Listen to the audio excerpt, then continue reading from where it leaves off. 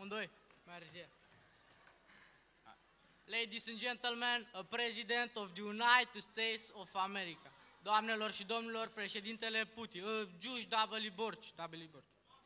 Dear friends from Romania, Mi-am tras freză ca în România. this is my second visit in your country. V-am vizitat țara într-o secundă. First time was raining, Prima oară m-au durut rinichii then I saw a rainbow. și m-a rănit un bou. I'm a very busy man, Sunt un tip buzos, țin la buză, sunt miștocat. but I came to this summit because it's a priority. Și am venit la acest summit de prioritate după victorie. We want to put in East Europe Mamă, ce pute în Europa asta. an anti-nuke shield. Exact. Nu, scut, tanti, nu știu, că a căzut la el pe limuzină și a făcut limuzina verde. Posibil.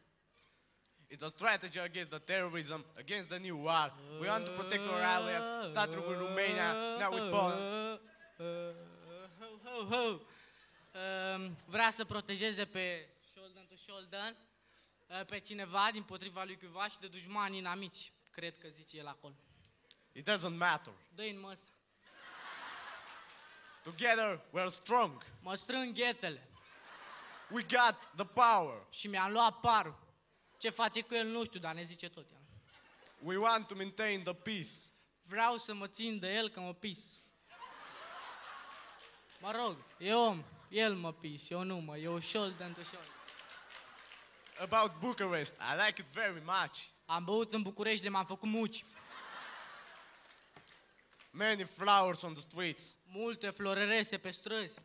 N-ai văzut-o cu una grasă cu batic albastru? Era mama, mother, Mac to Mac, shoulder to shoulder. Many policemen, everywhere. Mulți dați naibii, bă, mulți, bă. Nu mai scăpăm de ei, bă. Ei tu pe toți acolo în Texas, fost grămezi. Nice girls. Fete frumoase. Yeah, am nimerit. Good food, I like that. Good food mi-a plăcut. I am very sorry about the Bucharest people. Am un văr Sorin în București care mă pipă. But I will come back next year. Și o să-i dau un capac anul viitor. And now, I want to say hello to President Băsescu. Pai, las-o, frate. Două naibii de treabă. Peace, buzz, what? Păi ce-și, frate, tornitorin?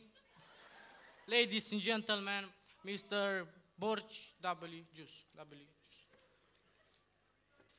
What the fuck is that? Is it a joke? Bă, n-am încheiat bine.